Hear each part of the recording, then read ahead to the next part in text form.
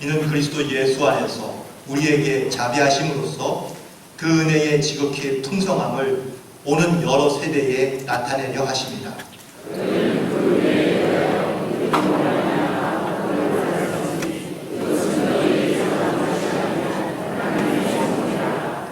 행위에서 난 것이 아니니 이는 누구든지 자랑하지 못하게 합니다. 하나님을 위하여 지으신 이 일은 하나님이 전에 예비하사 우리로 그 가운데서 일하게 하려 하십니다. 아멘. 오늘도 주님 안에서 승리하는 복된 하루가 되시기를 간절히 축원합니다. 어떤 사람이요 알코올 중독에 빠져 있는데 그 알코올 중독을 좀 해결하기 위해서, 해소하기 위해서 그래서 그 치료센터를 다니게 되었고, 또 거기에서 이제 또 자원봉사 나와서 하시는 그런 분들과 여러 가지 많은 이야기를 나누게 되는데, 어떤 한 봉사자가 이 술의 해악에 대해서 열변을 토하는 겁니다. 술은 정말 큰 문제예요. 건강에 나쁘죠. 경제적으로 부담을 주죠.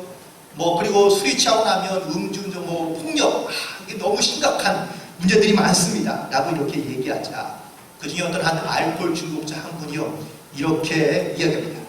술보다 물이 더 해로워요. 라고 얘기하자, 아니 어떻게 술이 해롭지 물이 해롭냐고 이렇게 물어보자, 그 알코올 중독자가 이렇게 대답합니다. 홍수, 쓰나미, 노아 홍수를 생각해보자면 술보다 물이 훨씬 더 위험하다고 이렇게 얘기한다는 겁니다. 가만히 보면 분명히 우리 가운데 유익이 있고 필요한 것도 많은데, 그런데 꼭 안 좋은 것만 생각해서 말하는 경우들이 종종 있는 것을 느낄 수 있습니다.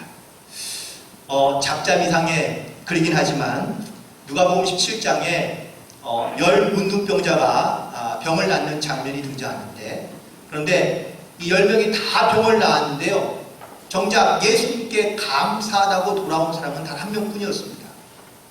그래서 예수님께서 그에게 물었습니다. 나머지 9은 다 어디 있느냐? 라고 물으셨는데, 그 9에 대한 변명거리이죠. 첫 번째 사람은요, 병이 낫자마자 나은 것 같긴 한데 이게 진짜 나은 건지 아닌지 의사에게 가서 확인하겠다고 간 의심이 많은 사람인 것이죠. 또 두 번째 사람은 병이 낫긴 나은 것 같은데 언제 재발할지 모르니 며칠을 더 두고 와야 되겠다는 생각하는 그러한 신중론자의 타입도 있습니다. 세 번째 사람은 원래 내 병은 나병이 아닌데 그냥 아주 좀 나쁜 피부병이었던 것 같은데, 그런데 이렇게 쉽게 나은 걸 보니 내 병은 나병이 아닌 것 같아 라고 이렇게 말하는 회의론자도 있었고요. 네 번째 사람은 아마 나을 때가 돼서 다 나은 거겠지 라고 이렇게 생각하는 지극히 상신론자라는 겁니다. 다섯 번째는요, 병이 낫자마자 자기가 가장 궁금하던 자기 재산, 자기 밭이 어떻게 됐을까 궁금해서 뛰어간, 가장 먼저 알아보러 나간 물질주의자고 있고요. 여섯 번째 사람은 병이 낫게 되자 가족이 너무 보고 싶어서 달려간 그러한 가정적인 사람이기도 합니다. 일곱 번째 사람은 예수님이 특별하게 해주신 것이 별로 없다는 생각이 들었다. 안수를 한 것도 아니고 무슨 약을 준 것도 아니고 그냥 가서 몸을 보이라 해서 몸을 보였더니 병이 나은 것, 그렇다면 내가 굳이 예수님을 찾아갈 필요가 있을까? 라고 이렇게 생각하는, 은혜를 잘 모르는 타입도 있고요. 여덟 번째는 만약에 예수님이 고칠 수 있다면 그럼 다른 사람도 고칠 수 있지 않을까? 라고 이렇게 생각해서 예수님을 상대적으로 낮추어보는 그러한 사람도 있었고요. 아홉 번째 사람은 그래도 병을 나고 고쳐주셨는데 이 모습으로는 갈 수 없잖아. 집에 가서 옷도 갈아입고 예수님께 드릴 선물도 잘 준비해서 예수님을 찾아가야지 하고 집에 갔다가 다시 나오지 않는 그러한 사람도 있다는 겁니다. 이 10명 중에 9명은요 다 나름대로 이유도 있고 핑계도 있고 변명거리도 있습니다. 그런데 그 중에 단 한 사람, 사마리아 사람만 병이 낫자마자 그리고 하나님께 영광을 돌리고 예수님을 찾아가 무릎 꿇어 경배하며 감상으로 예수님 앞에 나아갔던 것을 볼 수 있습니다. 그런데 이 사건의 매우 중요한 핵심은 사실 그 다음입니다. 병을 낳은 것이 예수님의 병을 고쳐주신 이유와 목적이 아니라 그 맨 마지막 말씀에 내 믿음이 너를 구원하였다 라고 말씀해 주고 있거든요. 예수님은 육적인 병만 고쳐주시려고 하신 것이 아니라 사실은 영혼을 구원하기 위하여 육신의 병도 고쳐주신 것인데, 그 예수님의 그 은혜 혹은 또 그 진리를 모르고 그 은혜를 깨닫지 못한 채 살아갈 수밖에 없었다라는 것이고, 그들은 결국은 구원받지 못했다라는 이야기입니다. 오늘 본문에 있는 말씀 가운데 제 눈에 유독 그 은혜라는 이 단어가 사실은 눈에 띄었고요. 또 이 말씀은 반복되어서 기록되어 있는 것을 볼 수 있습니다. 혹시 여러분들 살아가시면서 내가 하나님께 받은 은혜가 무엇인지 다들 기억하고 계시죠? 알고 계십니까? 그렇다면 내가 그 주님의 은혜를 받았다고 고백하고 있다면 나는 그 은혜에 대하여 어떻게 반응하고 있거나 아니면 감사하며 살고 계십니까?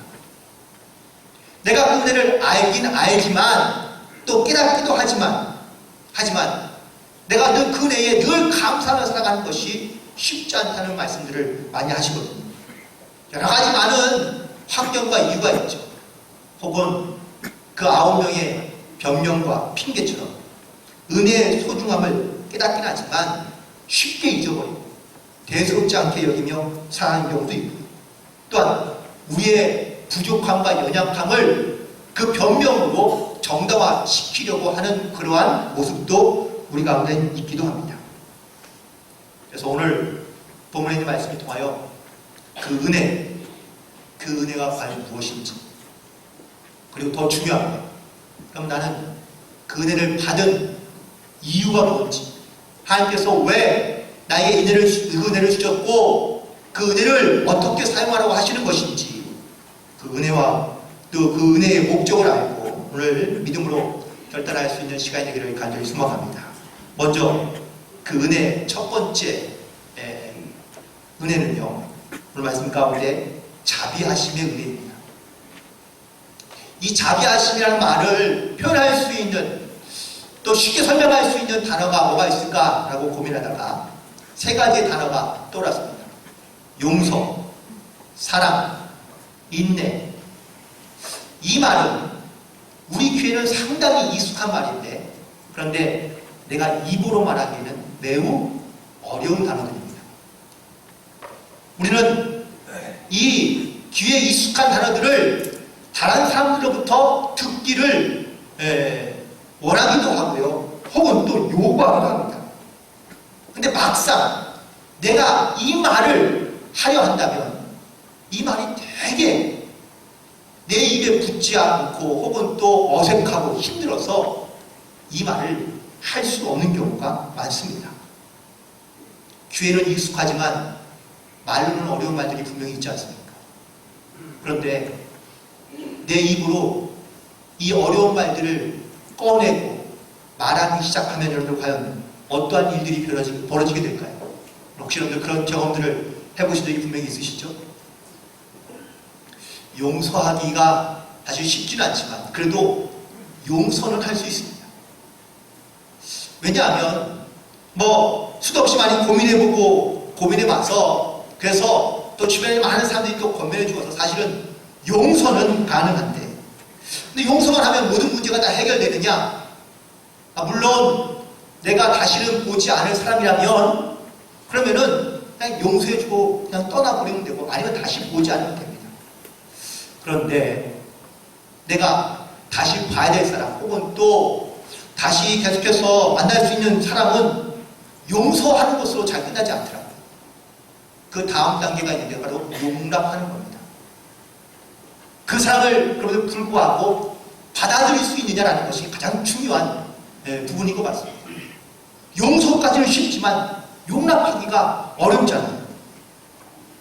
받아들이고 인정해주고 또 그를 같이 품어서 간다는 것이, 이것이 결코 쉽지 않다는 이야기들을 많이 합니다. 사울이요, 그가 세상에 있을 때에 권력을 휘두를 때에는 예수를 믿는 사람들을 괴롭히고 그들을 붙잡아다가 감옥에 가두었습니다. 그런데 그랬던 그가 예수를 만나고요, 난 다음부터 완전히 변했습니다. 오히려 그가 예수님에 대하여 얘기하고 있고 예수님에 대하여 증거하고 있다는 소문을 들었더니 이건 믿어지지가 않는 이야기예요. 이랬던 바울이 예루살렘에 있는 초대교회 교인들이 모여있는 곳으로 가게 되었습니다. 그런데 거기에 예루살렘에 있던 사도들이며 혹은 모든 성도들이 이 사울을 용납하지 않는, 받아들이지 않는 겁니다. 왜? 저 사람이 믿을 만한 사람이 아니기 때문에 그런 겁니다.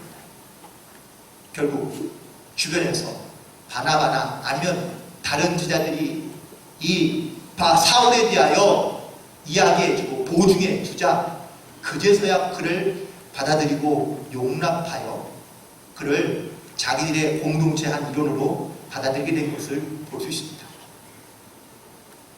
우리도 살아가면서 사실 누군가를 받아들이고 용납하는 것은 분명히 쉬운 일은 아닙니다. 오늘 자비하심이라는 이 단어 가운데 제가 오늘 묵상하면서 깨달은 말씀은, 나는 여전히 죄 가운데 있거나 혹은 죄를 지면서 살고 있지만 그래도 불구하고 주시면 나를 늘 용서해 주실 뿐만 아니라 용납하시고 나를 받아주신다는 이 사실이 얼마나 큰 은혜이며 하나님의 사랑인지를 다시 한번 깨닫게 된다는 것이죠. 우리는 사람과의 관계에서는 사실은 이런 용납이 매우 어렵지만 이 주님의 자비하심의 은혜가 바로 저와 여러분 가운데 늘 함께하고 나도 역시 이 은혜에 감사함으로 살아갈 수 있는 믿음의 고백으로, 특별히 내 주변에 사실 용납하기 어려운 분들도 여러분들 이런 그리스도의 자비하심과 사랑으로 용납하며 받아들일 수 있는 그러한 믿음의 결단이 있게 되기를 간절히 축원드립니다. 두 번째 은혜는요, 풍성케 하시는 은혜가 있다고 바울은 고백하고 있습니다. 복 받는 걸 싫어하는 사람은 아무도 없죠. 근데 복을 받아도 어떻게 받아야 됩니까? 네, 풍성하게, 넉넉하게, 차고 넘치게. 우리는 이렇게 풍성한 은혜를 우리는 늘 기대하고 원하는 것이죠. 그렇다면 하나님 우리 가운데 무슨 은혜를 주실 때, 어떤 은혜를 주실 때에 풍성하게 주신다는 이 말은 과연 어떠한 풍성함일까요? 우리가 세상에서 혹은 알고 있는 세상에서 말하고 있는 어떤 물질이라든지 성공이라든지 명예가 늘 풍성하다는 그런 은혜를 하나님께서 우리 가운데 주신다고 약속하시지는 않는 것 같습니다. 그렇다면 하나님께서 우리에게 주시는 풍성의 은혜는 다른 의미이거든요. 그렇다면 우리가 반드시 깨달아야 될 이 풍성함의 은혜는 과연 무엇일까? 첫 번째 그 은혜는 하나님의 사랑의 풍성함입니다. 내가 얼마나 하나님의 사랑을 받고 있는 존재인지를 깨달아 아는 것, 이게 바로 그 풍성의 은혜를 깨닫는 비결이고, 두 번째 은혜는 바로 예수 그리스도의 구원의 은혜를 알며 그 풍성한 은혜를 고백하며 살아가는 것이고, 그리고 마지막 은혜는 성령님께서 나를 도우시고 또한 역사하시는 그 은혜에 대하여 감사하며 살아가는 것, 이것이 바로 하나님께서 우리에게 주시는 풍성함의 은혜인 줄로 믿습니다. 그런데 이것도 역시 귀에는 익숙하지만 이걸 입으로 고백하기는 쉽지 않습니다. 여전히 내 삶에 내가 요구하고 바라고 기대하는 상적인 풍성함의 복을 누리며 살고 싶은 것이 우리의 늘 생각과 마음 가운데 좌중하고 있기 때문에 그렇습니다. 따라서 하나님의 풍성함의 은혜가 무엇인지, 그 은혜의 중심이 무엇을 하나님께서 우리 가운데 주시고자 하는 것인지를 분명히 깨닫고, 그리고 이 풍성한 은혜를 누리며 살아갈 수 있는, 또 감사하며 살아갈 수 있는 저와 여러분 되기를 간절히 소망합니다. 세 번째 주시는 은혜는 바로 구원함의 은혜입니다. 갈라디아서 2장 16절에 보니까 사람이 의롭게 되는 것은 어떤 율법의 행위로서가 아니라 오직 예수를 믿음으로 말미암아 의롭게 되었다고 선포하고 있습니다. 내가 어떤 선한 일을 행하면 그 선한 대가로 내가 구원받느냐? 아니요, 그것이 아니라는 겁니다. 오직 은혜로. 로마서 11장 6절에 있는 말씀에 보니까 우리가 구원을 얻는 것은 은혜로 된 것인데, 만일 행위로 구원을 얻는 것이라면 하나님께서 우리에게 주시는 은혜는 진짜 은혜가 아니라는 겁니다. 따라서 우리가 받은 구원의 은혜는 오직 예수님의 은혜로만, 믿음으로만 가능하다는 것을 말씀해 주고 있거든요. 내가 예수를 믿어, 그리고 예수를 믿음으로 말미암아 어떠한 은혜를 받았는지, 그 은혜의 증거가 무엇인지 여러분들 반드시 그 은혜를 확인하고, 그리고 내가 하나님의 자녀로서 이 땅 가운데 살아가고 있다는 이 고난 확신을 가지고 살아갈 수 있는 영적인 결단 가운데 나가기를 간절히 소망합니다. 또한 우리에게 주신 또 다른 은혜는 바로 우리 가운데 하나님께서 함께 하시고 그리고 행하게 하신다는 겁니다. 내가 이 구원의 확신을 갖게 되면은요, 내 삶 안에 자그마한 변화들이 일어나기 시작하는데, 그 변화 중에 하나가 바로 순종이라는 겁니다. 하나님의 말씀을 내 듣는 것으로, 깨닫는 것으로만 멈추는 것이 아니라 내가 그 말씀을 따라가게 되고 그 말씀을 행하는 이 순종의 결단이 있게 되는데, 이 자그마한 습관의 변화로 시작된 것들이 내 인생을 바꾸는 놀라운 역사들이 일어나는 경우들이 많이 있는 것을 볼 수 있습니다. 바울은요, 자기에 대하여 나는 히브리인이요 율법으로는 바리새인이요 열심히 교회를 박해했고 율법의 의로는 흠이 없는 자라고 자기에 대하여 말하고 있습니다. 이걸 자랑하려고 하는 것이 아니라 그 다음에 그가 고백하는 것. 그런데 내가 이렇게 세상에서 많은 사람들이 유익하다고 여기는 것들을 나는 이제 해로 여기고 모든 것들을 다 버렸다고 고백하고 있거든요. 인생의 자그마한 습관과 생각의 변화가 그의 인생의 가치관을 완전히 바꾸어 놓았다라는 그러한 이야기입니다. 자기의 인생을, 나는 정말 값진 인생을 살고 있다라고 자랑스럽게 말할 수 있는 분이 과연 얼마나 있을까요? 누군가에게 당신의 인생 가운데 가장 중요한 사건과 가장 가치 있는 인생은 과연 무엇이냐고 묻는다면 여러분 과연 뭐라고 대답하고 계십니까?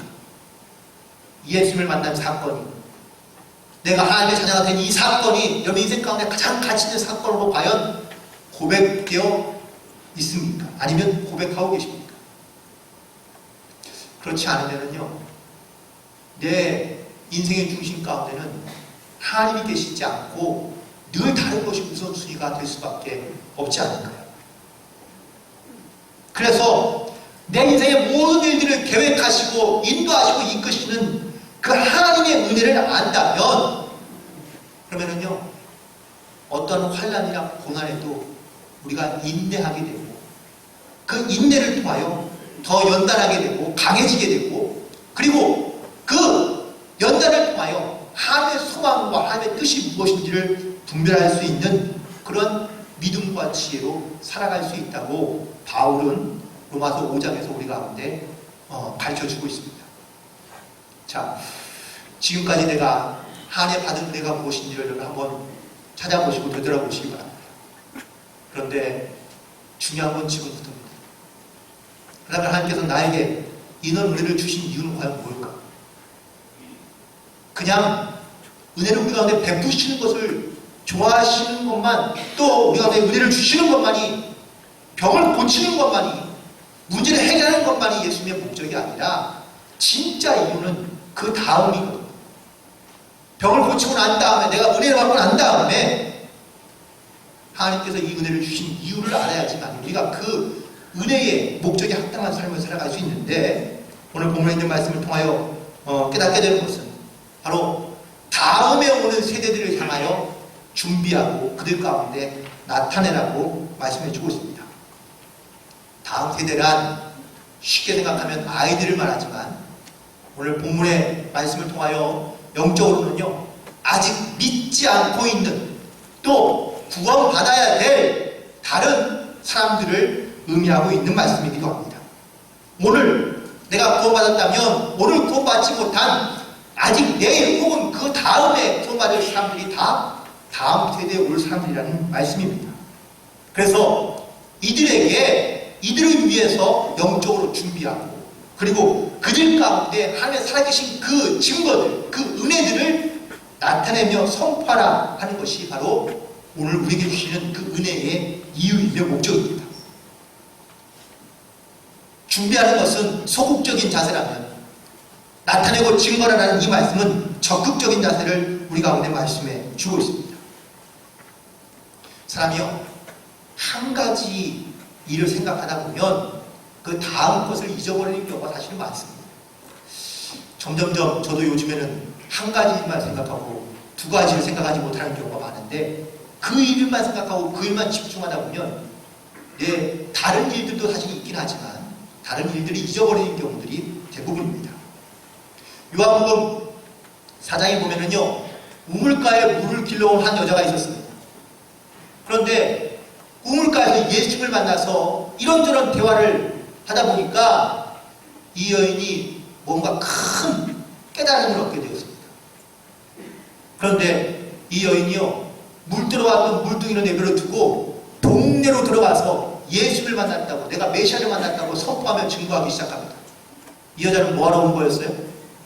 물 들어왔는데 물 뜨는 걸 잊어버리고 동네로 들어가서 예수님을 증거하기 시작합니다. 뭐가 이렇게 급한 걸까요? 정작 급한 일이 무엇인지, 내가 맨 처음에는 이 일을 하려고 왔는데 하나님의 뜻은 그게 아니고 영으로 구하는 일이 훨씬 더 쉽다는 사실을 우리 가운데 말씀해주고 있는 단편적인 사건이라고 볼 수 있습니다. 하나님께서 나에게 은혜를 주시고 또한 그 은혜로 말미암아 내가 살아가고 있지만 그 은혜를 주신 분명한 이유가 있습니다. 내가 받은 은혜를 통하여 아직 믿지 않는 많은 사람들 가운데, 다른 사람들 가운데 예수님이 왜 필요한지, 중요한지를, 그 은혜를 바탕으로 증거하게 하시고자 우리에게 은혜를 베푸시는 줄로 믿습니다. 두 번째는 이 은혜는 하나님의 선물이라는 것을 말씀해 주고 있습니다. 은혜라는 이 단어를 헬라어로는 카리스라고 이렇게 얘기하는데, 이 카리스의 원뜻은요, 호의를 베풀다, 불쌍히 여기다 라는 그런 뜻에서 시작된 말입니다. 보통 윗사람이 아랫사람에게 베푸는 특별한 호의나 혹은 또 은총을 의미하고요, 아무 공로 없는 자에게 일방적으로 값없이 베푸는 그 은혜를 바로 카리스, 은혜 혹은 또 선물이라고 말하는 것이죠. 혹시 여러분의 인생 가운데 하나님의 선물이 있다면 어떤 것들이 기억나십니까? 저는 인생 자체가 하나님의 선물이라고 생각합니다. 그렇다면 내 인생에서 소중한 것들이 또 뭐 더 있죠? 식구들이, 가족들이 선물이고요, 친구가 선물이고, 그리고 자녀가 선물이고, 교회가 선물이고, 성도들의 교제가 선물입니다. 인생은 모든 관계 속에서 이루어진 일들이 많이 있는데, 말해 보면 하나님의 선물이 아닌 것이 하나도 없다는 것이죠. 물론 선물에는 내가 좋아하는 선물도 있지만 내가 별로 이렇게 좋아하지 않는 선물도 있을 수 있습니다. 때로는 불편한 선물도 있을 수도 있겠지만 모든 선물이 나에게 다 중요하길 기대하지만 그렇지 않을 수 있습니다. 중요한 건 나는 다른 사람이 나에게 선물이 될 수 있는 것처럼 동시에 나도 다른 사람에게 선물이 될 수 있다는 사실이죠. 내가 그냥 나로서만 살아가는 것이 아니라 모든 관계 안에서 하나님의 선물로 관계를 들여다본다면 나도 누군가에게, 다른 사람에게 소중한 선물이 될 수 있지 않을까. 내 주변에 가까이에 있는 수많은 사람들, 그 소중한 하나님의 선물들을 기억하시고, 그리고 나도 역시 그 소중한 선물로서 살아갈 수 있는 그러한 주님의 백성들, 자녀들 되시기를 간절히 축원을 드립니다. 또한 동시에 우리 가운데 이 은혜를 주신 또 다른 이유는 선한 일을 하게 하기 위하여 우리 가운데 이 하나님의 은혜를 주셨다고 말씀해 주고 있습니다. 요한복음 15장에 보면 예수께서 말씀하십니다. 나의 안에 거하라. 너희가 내 안에 거하고 내가 너희 안에 거하면 너희는 열매를 많이, 선한 열매를 많이 맺을 수 있다고 말씀해 주십니다. 결국 우리가 주님 안에 있을 때에 이 선한 믿음의 열매를 많이 맺을 수 있다는 말씀인데, 열매를 많이 맺는 것이 사실 우리 가운데 중요한 일 중에 하나겠죠. 그런데 정말 제일 중요한 것은 열매를 많이 맺는 것이 아니라 그 맺혀진 열매로 하나님께 영광을 돌리게 하는 것이, 이것이 가장 중요한 목적인 줄로 믿습니다.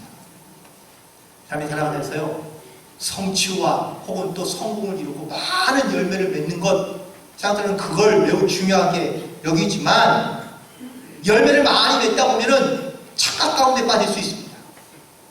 아, 내가 열심히 해서, 내가 노력해서, 내가 계획해서, 내가 준비해서 이 많은 열매들을 얻은 것처럼 착각하는 경우가 많다는 거예요.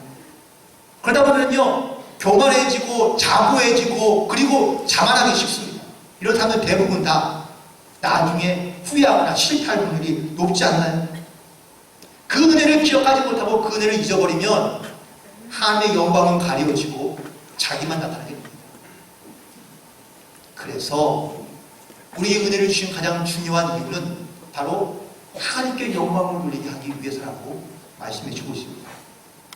고린도전서 10장 31절 바울은 이렇게 고백합니다. 그런즉 너희가 먹든지 마시든지 무엇을 하든지 다 하나님의 영광을 위하여 하라. 이게 바로 바울이 가졌던 은혜를 가진 자 혹은 은혜를 받은 자의 이유이며 목적인 것을 고백하고 있습니다. 말씀을 정리해보면서 한 가지의 말씀의 비유를 드립니다. 마태복음 18장에 보면 어떤 한 빚진 자가 등장합니다. 너무 많은 빚을 졌는데 이 주인에게 가서 자기는 갚을 능력이 안 되니 제발 좀 용서해달라고 이렇게 간구합니다. 그러자 그 주인이요, 그에게 은혜를 베풉니다. 이 은혜를 베푼다는 말씀 가운데 불쌍히 여김, 은혜는 불쌍히 여김을 받고 그리고 은혜로 그 모든 빚을 다 청산받습니다. 너무 기쁘고 즐거워서 그 집에서 나와서 집을 돌아오는 길에 자기에게 빚진 사람을 만났습니다. 어떻게 할까요? 그 사람을 붙잡아다가 자기 집에 가두고요, 빚을 갚으라고 독촉합니다. 이 소식을 들은 이 옥에 갇혀있는 동료들이 주인에게 상소합니다. 이만한 일이 있으니 다시 조처해 주십시오. 그러니까 주인이 그 빚진 사람을 다시 불러서요, 내 빚을 다시 다 갚을 때까지 너는 저와 똑같이 감옥에 갇히고 괴로움을 당할 것이라고 말해주고 있습니다. 물론 세상이라면 특별히 문제가 되지 않을 수 있습니다. 당연히 요구할 수 있는 권리도 있고 혹은 또 그 권리를 행사할 수도 있습니다. 그런데 그보다 먼저 앞선 게 있잖아요. 은혜를 입은 자 아닙니까? 우리 모두의 공통점 중에 하나가 바로 은혜를 입은 자라는 사실입니다. 어떤 은혜입니까? 죄로 죽을 수밖에 없었지만 하나님의 사랑으로, 예수님의 사랑으로 우리 하나님의 자녀가 되고 그리고 구원받은 백성이 되었다는 것, 이것이 바로 우리가 은혜를 입고 살아가는 모습인 것이죠. 그런데 우리는 이 은혜를 너무 싸게 값싼 은혜로 여기며 살아가고 있는 것 같습니다. 더 중요한 것은 왜 내가 이런 은혜를 입었는지, 그 은혜를 입은 이유와 또한 그 은혜를 주신 목적을 우리가 알지 못하면요, 그냥 내가 이 땅에 살아가면서 편하게 쉽게 이 은혜를 그냥 누리며 살아가는 것으로 멈추거나 머물러 있는 경우가 대부분일 수밖에 없습니다. 근데 우리에게 주신 분명한 은혜를 주신 이유가 있거든. 그 은혜의 이유가 무엇인지 우리는 알아야 되고 찾아야 되고 그리고 그 목적에 맞게 사용해야 됩니다. 오늘 말씀을 통하여 먼저 우리한테 이 은혜를 주신 이유는 오는 다음 세대를 위한, 아직 믿지 않은 영혼들을 권하기 위한 그 은혜로서 우리 가운데 은혜를 주신 것이고, 다음은 이것이 하나님의 선물임을 깨닫고 그 선물을 귀하고 소중하게 여기면 나도 역시 누군가에게 선물이 되어 살라는 예수님의 명령이며, 하나님의 선한 일을 위하여, 그리고 하나님께 영광 돌리는 삶을 살게 하기 위하여 우리 가운데 은혜를 주셨다고 말씀해 주고 있습니다. 오늘 그 은혜에 빚진 자로 살아갔지만, 하지만 그 은혜에 감사하고 또 그 은혜를 주신 이유를 분명히 알아 내 주변과 삶에 가까이 되어 소중한 사람들에게, 또한 이 믿음의 은혜가 필요한 사람들에게, 구원의 은혜가 필요한 사람들에게 증거하며 그 사명을 감당하며 살아갈 수 있는 저와 여러분이 되기를 주님의 이름으로 간절히 축원을 드립니다. 기도하시겠습니다. 하나님, 주님의 은혜로 말미암아 하나님의 자녀가 되고, 그리고 그 주님을 신하고 영접하여 이 땅 위에 온전한 그리스도로 살아갈 수 있도록 기회를 주시고 또 은혜를 베풀어 주심을 진심으로 감사합니다. 하지만 은혜를 받은 것으로, 또한 누리는 것으로 그치지 아니하고 그 받은 은혜의 이유가 무엇인지, 그 뜻이 무엇인지를 분별하며 믿음으로 실천하며 살아갈 수 있는 영적인 결단 가운데 살아갈 수 있도록 인도하여 주옵소서. 우리를 통하여 이 하나님의 구원의 능력과 역사가 일어날 수 있도록 우리 주의 도구로 사용하여 주옵시며, 하나님의 그 계획과 목적에 합당한 영적인 삶을 통하여 하나님께 영광 돌리며 살아갈 수 있도록 우리를 주의 은혜의 도구로 사용하여 주옵소서. 예수님의 이름으로 기도드리옵나이다. 아멘.